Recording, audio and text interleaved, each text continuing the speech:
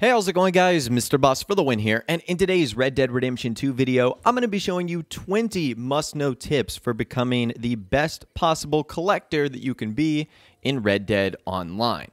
So in the description, I'll leave some more tips and tricks for the collector that I did about a week ago when the update first came out. Today's video is going to be some more advanced tips and some things you might not know about. So anyways, let's begin.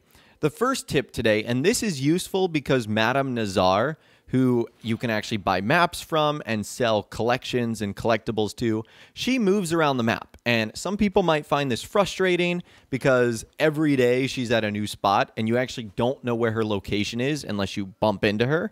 But a lot of people like it because it adds to the realism, sort of the traveling gypsy that she is. Well, it turns out you actually don't have to find her little traveling wagon in order to sell collectibles. You can just simply sell them at the post office. So if you go to the post office, you can send full collections and collectibles to her and you can get paid immediately.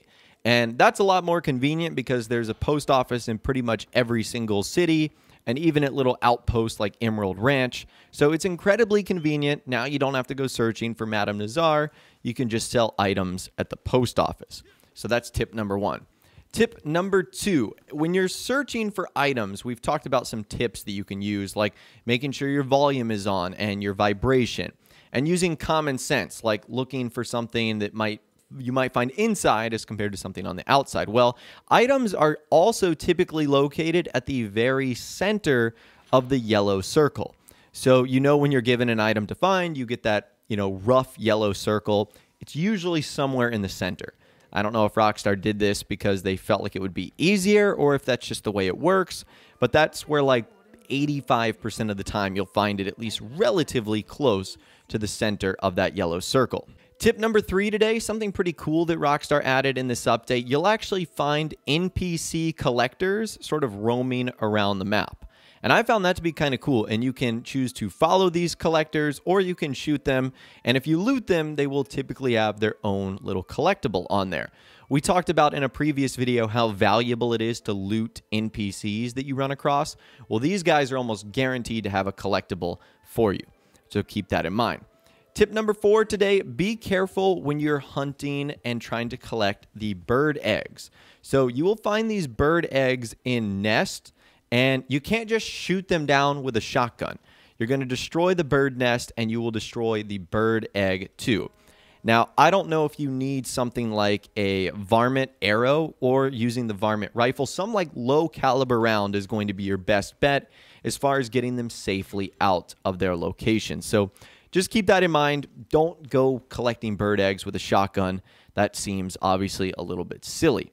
Up next, we're going to talk about the 3 items from the collector that actually can help you along the way. That is the field shovel, the metal detector, and the binoculars. So I think all 3 are necessary in order to become a better collector. Let's start with the field shovel.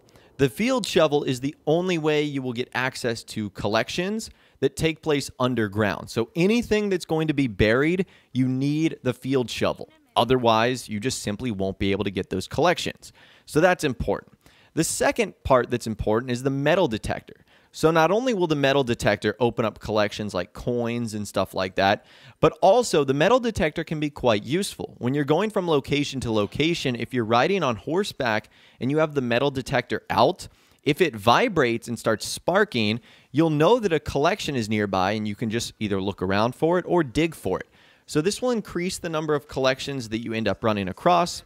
And last but not least, you've got the binoculars, which one important thing about the binoculars is they will only show you things above ground. The binoculars will not be able to find things that are underneath the earth and that are buried. So there is a little bit of a limitation there, so just keep that in mind. And they also don't work at an unlimited distance. However, the binoculars are useful for the other roles, like a trader and a bounty hunter, because you can see enemies and other important objects from a long distance away. Moving on, this might be kind of obvious, and some of you guys might be doing this anyways, but when I'm looking for collections, specifically in like tight areas or houses, I always use first-person mode. It's so much easier when opening drawers and opening cabinets Third person mode is just a little bit clunky, and because a lot of the collectibles are kind of tiny, it is hard to see. So again, some of you guys might play in first person automatically, and if you do, then that's a no-brainer. But if you're like me and you usually play in third person mode when you're looking for collections like this, flip it over to first person mode.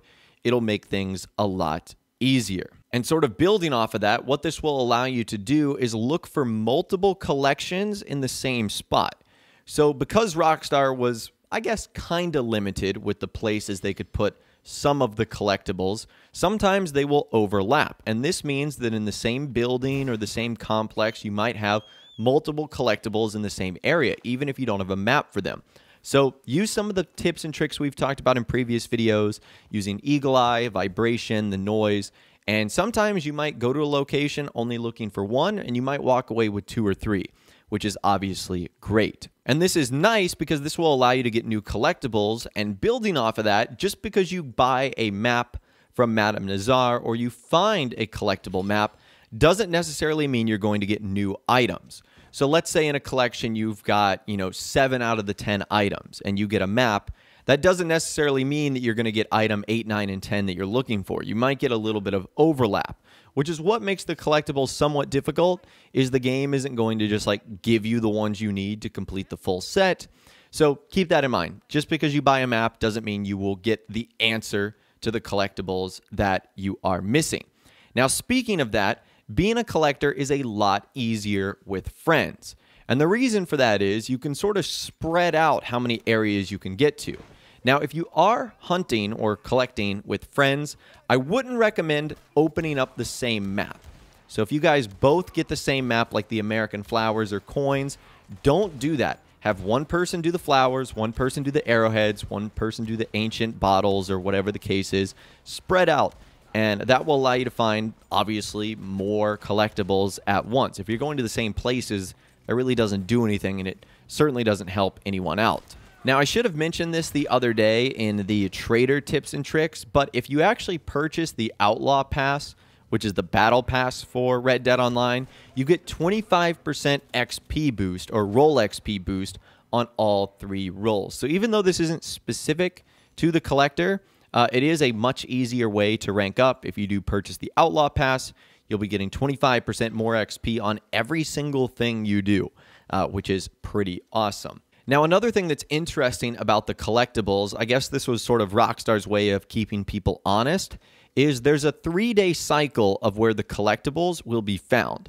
So, for example, on day A, the collectibles will be in a different spot than on day B, and they will be in a different spot than on day C.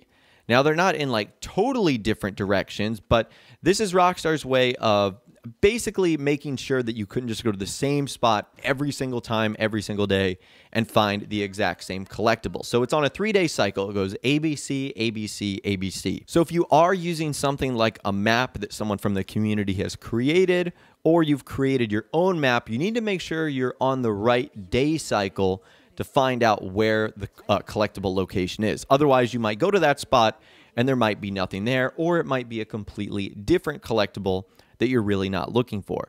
So something to keep in mind right there. I will leave some resources in the description that are pretty helpful and that you can use while collecting.